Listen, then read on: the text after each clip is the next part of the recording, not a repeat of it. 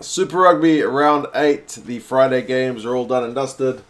Yeah, I guess there's only one kind of really surprising result, but everything else was, yeah, relatively close for periods. For the first one, the Highlanders have gone down to the Hurricanes 28 points to 31.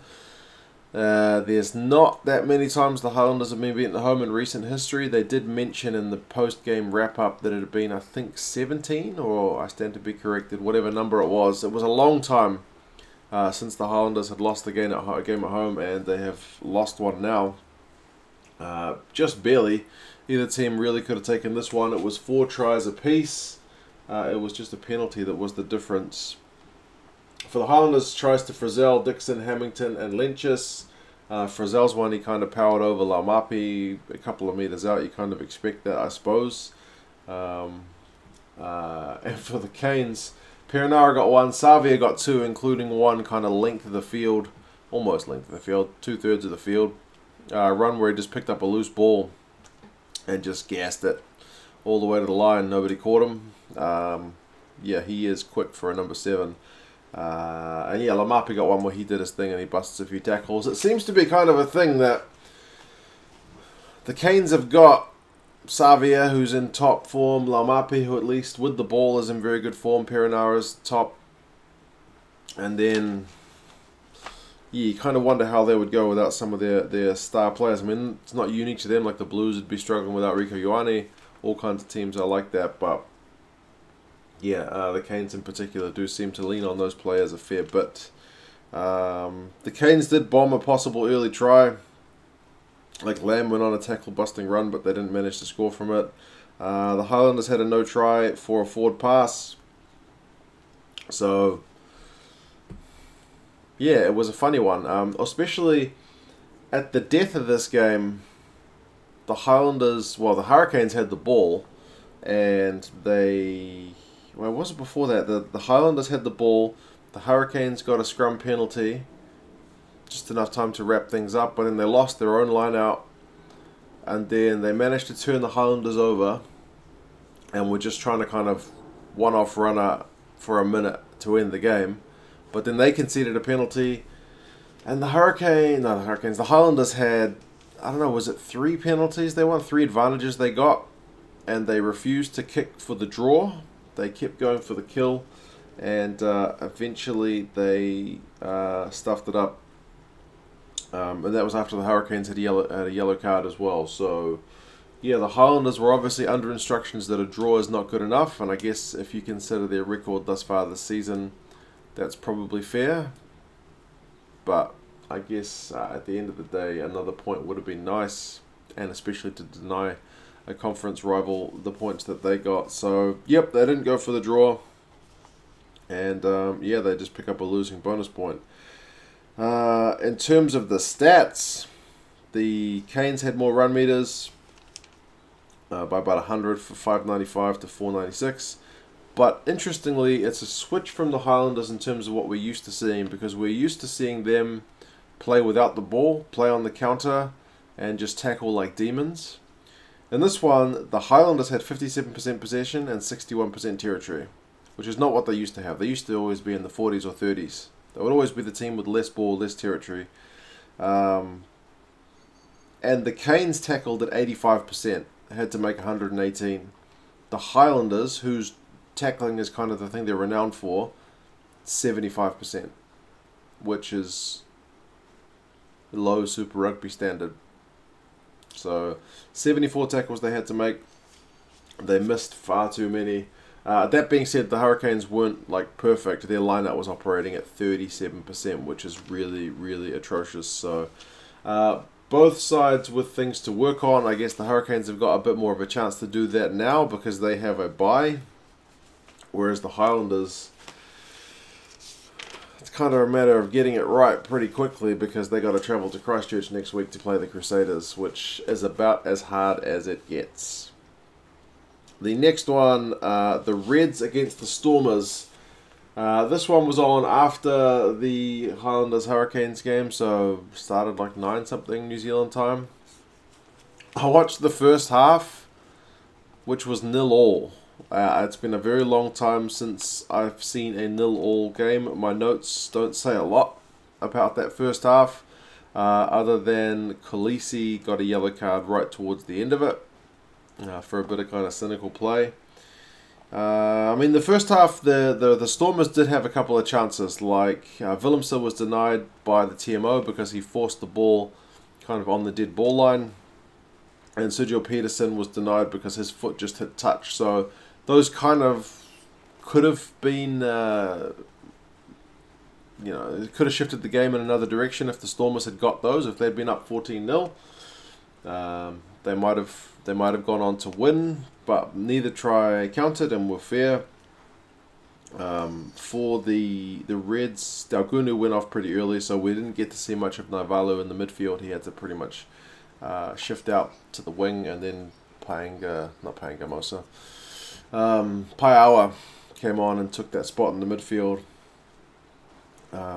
Interestingly, both sides tried to maul in that first half. The Reds maul either got stopped or sacked by the Stormers, and the Stormers maul, they had one really good one and then they knocked it on, so neither was able to get that going to full effect. I did watch the start of the second half because I thought, I know if I go to bed there's going to be a ton of tries scored. Sure enough, there were a fair few tries scored. Karevi pretty much straight after half time, he got some space in a move with Naivalu and scored. They converted it 7-0, and then a few minutes later it was Paiawa kind of from 1 metre out, a few rucks, and they scored that, converted it 14-0. So 14 points did the Stormers concede during that yellow card, which, when you look at that scoreline, is pretty costly.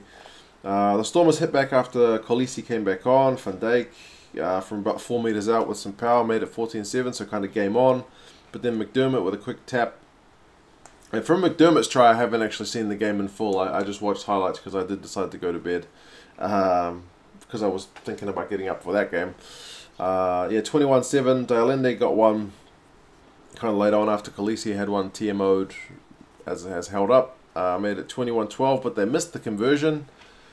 That was, I think, Maria who missed the conversion, which still made it, a long way back for them. But then right towards the end, Hegarty kicked a penalty to make it 24-12 anyway. So, yeah, if it had been 21-14, maybe the Stormers, but with two scoring plays needed, it was always looking like a long shot. So stats are also interesting for this one because the Reds had 60% possession in territory, but neither side was defensively very sound.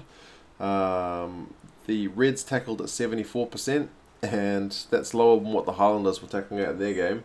But to one-up them, the Stormers were at 70. So they're missing 3 out of 10 tackles, which is a pretty poor look when you're a professional rugby team. So not the best night out for the Stormers. I understand Robbie Fleck is copping a fair bit of criticism. Fair enough, this tour has gone from a decent loss to the Hurricanes, and it's been getting worse game by game. So they've got one more shot. They play the Rebels next week, but the Rebels are looking the strongest of the Australian teams thus far. And the Reds start their tour of South Africa.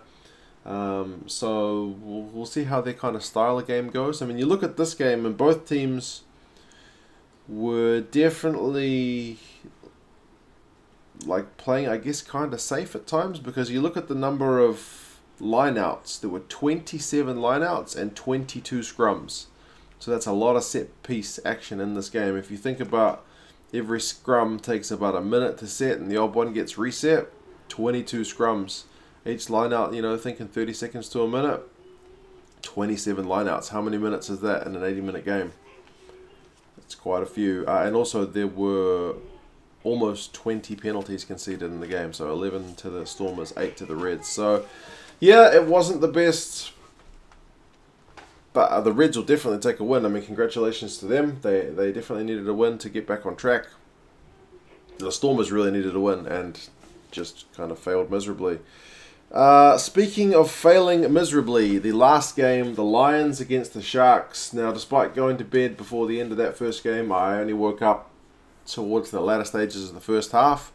So, this game, which had no points in the first half, I watched in full, and this game where it went crazy in the first half, I missed much of that, but I still did catch the highlights and when they replayed it at halftime, and I've since watched them again. But yeah, 42 points to 5. The Sharks just went gangbusters over there in Joburg.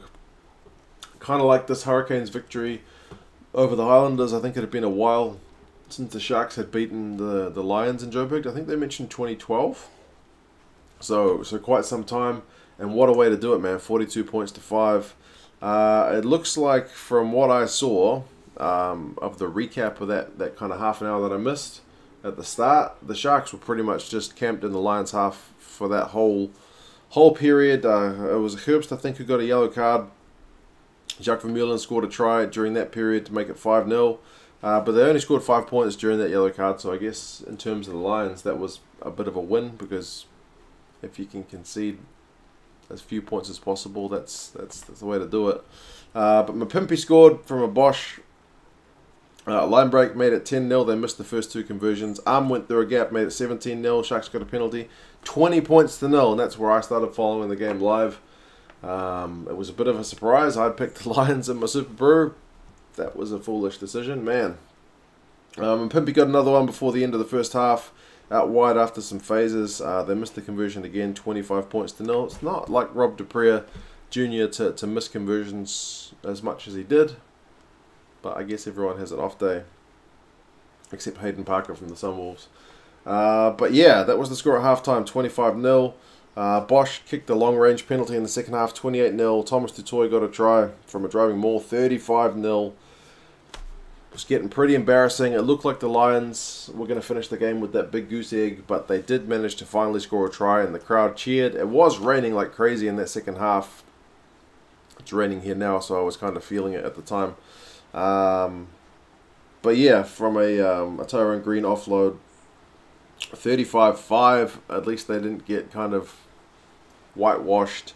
But if the Lions thought they were having the last word by scoring with a minute to go, nah, the Sharks had one more from Fussy. So yeah, 42 points to 5.